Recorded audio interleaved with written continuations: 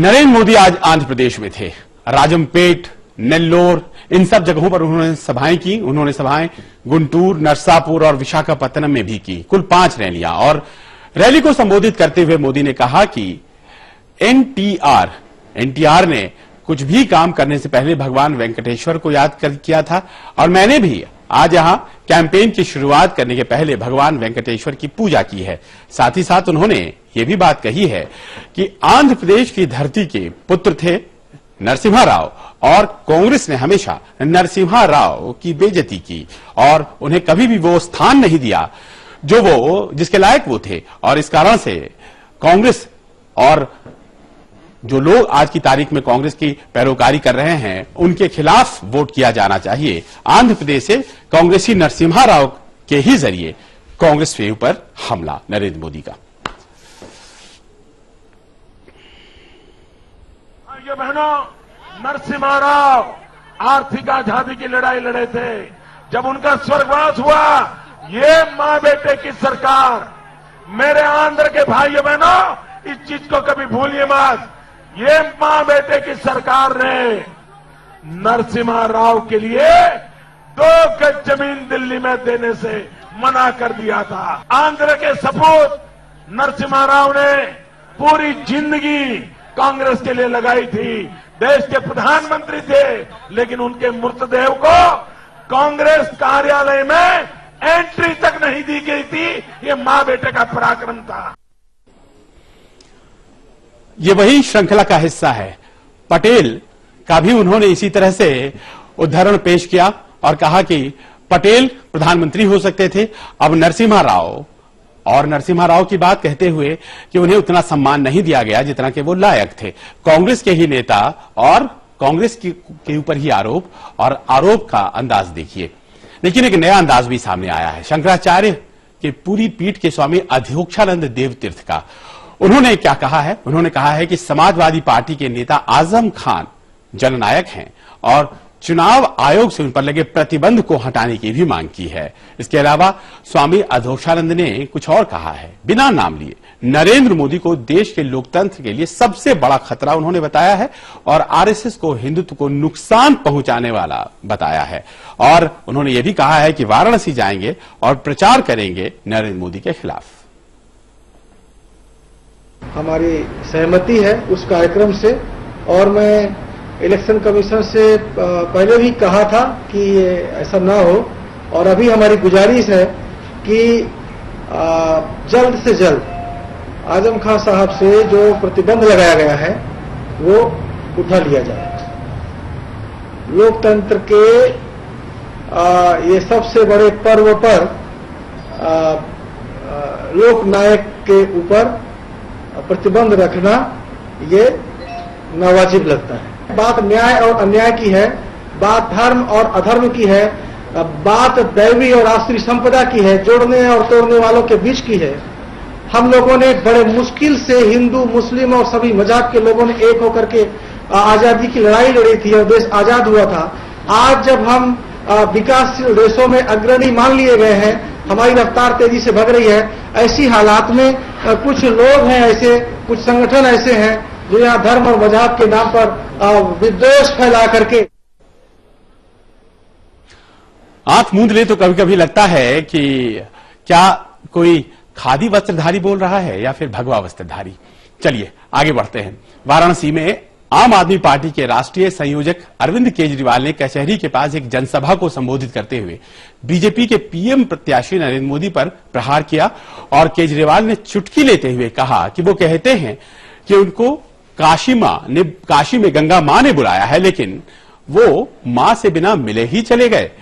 आपको याद होगा केजरीवाल जब गए थे तो उन्होंने डुबकी लगाई थी गंगा मैया में, और उन्होंने कहा कि साबरमती देश की सबसे प्रदूषित नदियों में से है, तो पहले तो उनकी सफाई होनी चाहिए, बाद में फिर गंगा की सफाई करने का वादा करते। साथ ही साथ आज उन्होंने अपना इलेक्शन मैनिफेस्टो भी जारी कर दिया है और कहा है कि रिवर, वीवर और सीवर यानी कि गंगा नदी, बुनकरों का मामला और बनारस की नालियों का मामला, इन तीनों को वो देखेंगे और संभालने की कोशिश करेंगे।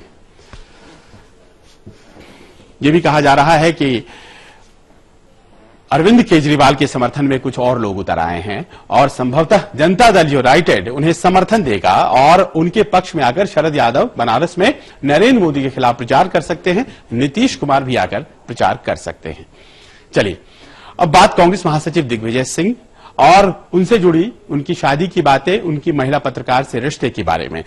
उन्होंने स्वीकार कर लिया है और उन्होंने कहा है कि उनमें सच बताने का पूरा साहस है और नरेंद्र मोदी की तरह वो नहीं है जो सच को नहीं बता रहे थे, अपनी पत्नी के बारे में इतने सालों से नहीं बता रहे थे, छुपा रहे थे। लेकिन नरेंद्र मोदी की तरह मैं नहीं हूं, मैंने इस बात को स्वीकारा है, खुलकर पब्लिक डोमेन में इस बात को लाया है और मैं इस बात को स्वीकारता हूं। निजी जिंदगी की इस बात को उन्होंने एक कबूलनामे के तौर पर सामने लाया है। हालांकि कई भारतीय जनता पार्टी के नेता चुटकी ले रहे हैं, लेकिन दिग्विजय सिंह इन सब बातों से परेशान नहीं है। उन्होंने अपने रिश्ते की बात कबूली है और कहा है कि नरेंद्र मोदी तो छुपाते हैं अपनी पत्नी के बारे में, लेकिन पत्रकार अमृता राय से अपने संबंधों के बारे में सार्वजनिक रूप से वो स्वीकार करते हैं।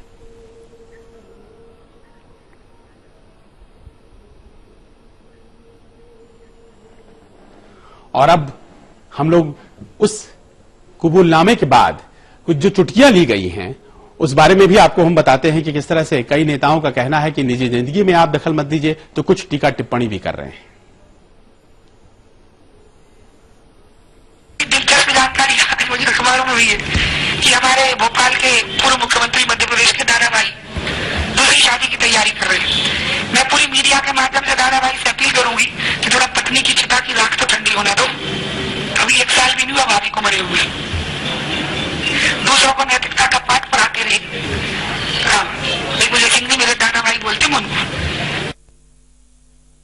दिग्विजय को अब नए शादी व्यवस्था होने वाली है तो उसके बारे में थोड़ा फिक्र करना चाहिए, क्योंकि जो महिला जिससे शादी करने चाहते हैं उसका डिवोर्स नहीं हुआ है अभी तक, तो पति को समझाना पड़ेगा।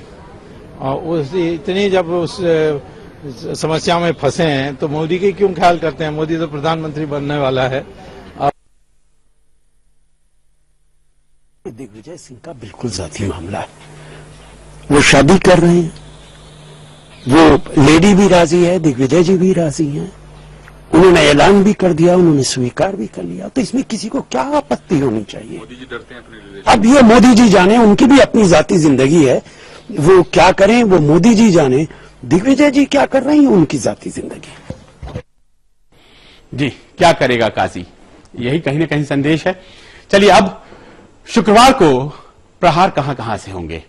बीजेपी के पीएम पद के प्रत्याशी नरेंद्र मोदी की बात, वो उत्तर प्रदेश में संत कबीरनगर, बस्ती, गोंडा और श्रावस्ती में चुनावी सभाएं करेंगे, जबकि कांग्रेस की तरफ से स्टार प्रचारक प्रियंका गांधी सुल्तानपुर के गौरीगंज में चुनावी सभा करेंगी। ये अमेठी क्षेत्र में आता है।